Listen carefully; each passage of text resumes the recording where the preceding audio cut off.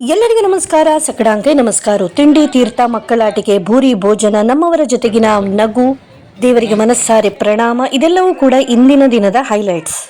3ನೇ ದಿನಕ್ಕೆ ಬಂದಿದ್ದೇವೆ. ಸೊ ರಥೋತ್ಸವದ ಈ ದಿನ ನಾವು ಏನೇನು ಮಾಡಿದೆವು ಅನ್ನುವಂಥದ್ದನ್ನು ತಿಳಿಸ್ಲಿಕ್ಕಾಗಿ ಈ ಒಂದು ವಿಡಿಯೋನ ಮಾಡ್ತಾ ಇದ್ದೇನೆ. ನಿನ್ನೆಯ ಒಂದು ವಿಡಿಯೋದಲ್ಲಿ ಹೇಳಿದ್ದ ಒಂದು ಅರ್ಧ ಗಂಟೆ ಆದರೂ ಇರ್ಬೋದು ಅಂತೇಳಿ ಹೇಳಿ, ಬಟ್ ಶಾರ್ಟ್ ಮಾಡಿ ಒಂದು 7ರಿಂದ 8 ನಿಮಿಷದ ವಿಡಿಯೋವನ್ನು ತಂದಿದ್ದೇನೆ.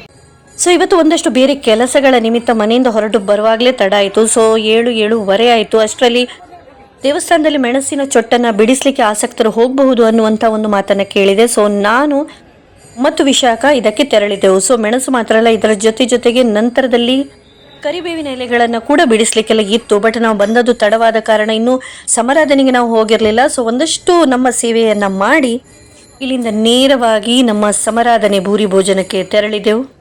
ಅನ್ನಪ್ರಸಾದವನ್ನು ಸ್ವೀಕರಿಸಿದ ಬಳಿಕ ಒಂದು ಮಜ್ಜಿಗೆ ಸೋಡಾ ಕುಡಿಯುವ ಅಂತೇಳಿ ಹೇಳಿ ನಾನು ಮತ್ತು ವಿಶಾಖ ಹೋದ್ವಿ. ಒಳ್ಳೆಯದಾಯಿತು ನಮಗೆ ಮಜ್ಜಿಗೆ ಸೋಡಾ.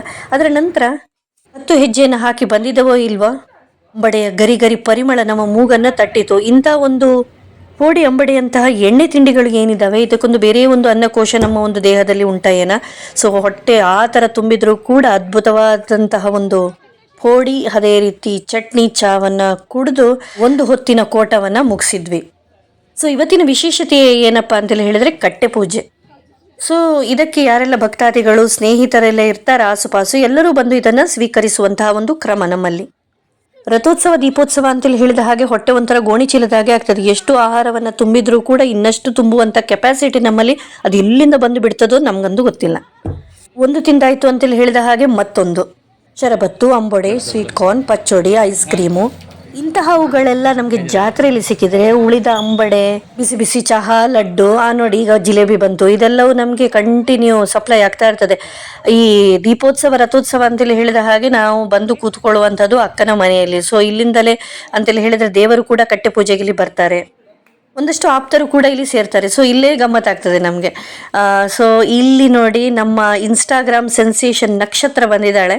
ಸಾಮಾಜಿಕ ಜಾಲತಾಣಗಳಲ್ಲಿ ಈಗಾಗಲೇ ಈ ಒಂದು ಮಗು ಎಲ್ಲರ ಮೆಚ್ಚುಗೆಯನ್ನು ಪಡೆದಾಗಿದೆ. ತುಂಬ ಒಂದು ಮುದ್ದಾದಂಥ ಮಗು. ಸೊ ಆ ಮಗುವನ್ನು ನೋಡಲಿಕ್ಕೆ, ಹಿಡಿಲಿಕ್ಕೆ, ಮುದ್ದು ಮಾಡಲಿಕ್ಕೆ, ಪ್ರೀತಿ ಮಾಡಲಿಕ್ಕೆ, ಆ ಮಗು ಹತ್ರ ಮಾತಾಡಿಸ್ಲಿಕ್ಕೆ ನಮಗಂತೂ ಭಾರಿ ಖುಷಿ ಆಯಿತು.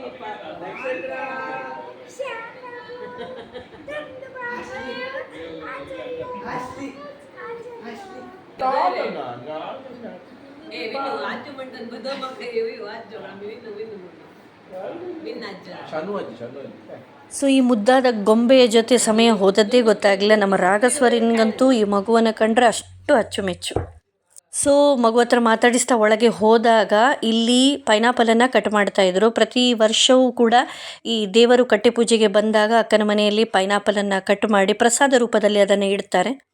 ತುಳಸಿ ಕಟ್ಟೆಯು ಕೂಡ ಸುಶೋಭಿತವಾಗಿ ಮಧುವಣ ಗಿತ್ತಿಯಂತೆ ತಯಾರಾಗಿ ಹೊರಗೆ ನಿಂತಿದೆ. ತುಳಸಿ ಮಾತಾ ವೆಂಕಟರಮಣನ ನಿರೀಕ್ಷೆಯಲ್ಲಿ ಇದ್ದಾಳೆ. ಸೊ ನನಗೆ ಬಹಳಷ್ಟು ಸಾರಿ ಅನ್ನಿಸಿದ್ದಿದೆ, ಎಂಥ ಭಾಗ್ಯ ಇವರದ್ದು ಅಂತೇಳಿ ಹೇಳಿ. ತುಳಸಿ ಕಟ್ಟೆಯಲ್ಲಿ ಸಾಕ್ಷಾತ್ ದೇವರೇ ಬಂದು ಕೂತು ಆ ಒಂದು ದೇವರ ಒಂದು ಪೂಜೆಯನ್ನು ನೋಡುವಂಥ ಸೌಭಾಗ್ಯ ಏನಿದೆ, ಇದು ನಮ್ಮ ದೇವಸ್ಥಾನದ ವಠಾರದಲ್ಲಿರುವಂಥ ಕೆಲವು ಮನೆಗಳಿಗೆ ಇದು ಪ್ರಾಪ್ತ ಆಗಿದೆ. ಸೊ ಇದನ್ನೆಲ್ಲ ಕಣ್ತುಂಬಿಕೊಳ್ಳಲಿಕ್ಕೆ ಇವತ್ತು ಬಹಳಷ್ಟು ಹೊತ್ತು ನಾವು ಇಲ್ಲಿ ಅಕ್ಕನ ಮನೆಯಲ್ಲೇ ಇರುವಂಥದ್ದು. ಸೊ ದೇವರು ಬರುವಾಗ 12:45, 1 ಗಂಟೆ ಅಷ್ಟೊತ್ತು ಆಗ್ತದೆ. ಹೀಗೆ ಸಾಕ್ತಾ ಸುಮಾರು ಒಂದು ಬೆಳಗ್ಗಿನ ತನಕ ಈ ಕಟ್ಟೆ ಪೂಜೆ ನಡೀತಾ ಹೋಗ್ತದೆ.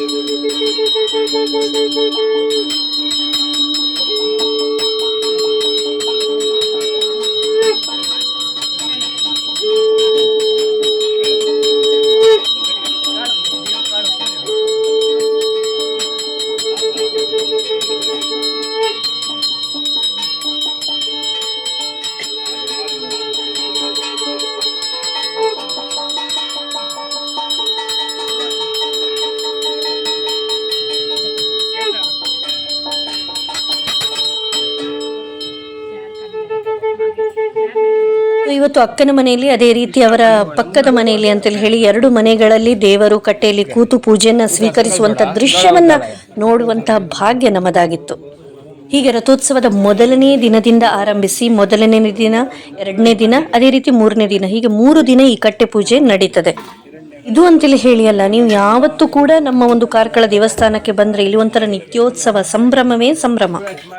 ಅದಕ್ಕಾಗಿ ಬಹಳಷ್ಟು ಸಾರಿ ನಾನು ನನ್ನ ವಿಡಿಯೋದಲ್ಲಿ ಹೇಳಿದ್ದಿದೆ, ಕಾರ್ಕಳದಲ್ಲಿ ಹುಟ್ಟಿದವರು ಪುಣ್ಯವಂತರು, ಭಾಗ್ಯವಂತರು ಅಂತೇಳಿ ಹೇಳಿ.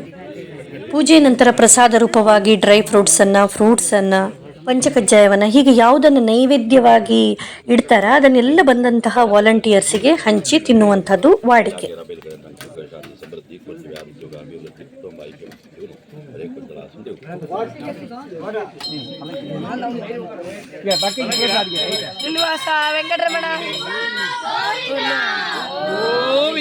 ಸೊ ಅಲ್ಲಿಂದ ಅಕ್ಕನವರ ಮನೆ ಹತ್ರ ಇರುವಂತಹ ತುಳಸಿ ಕಟ್ಟೆ ಹತ್ರ ದೇವರನ್ನ ನೋಡುವಂತಹ ಭಾಗ್ಯ.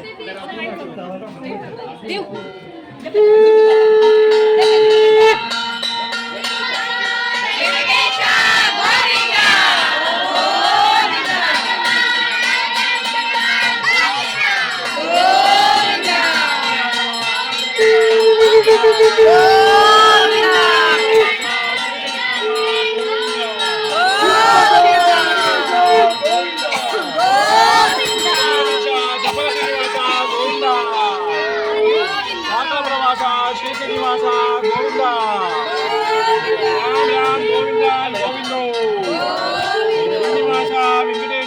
ಗೋವಿಂದ.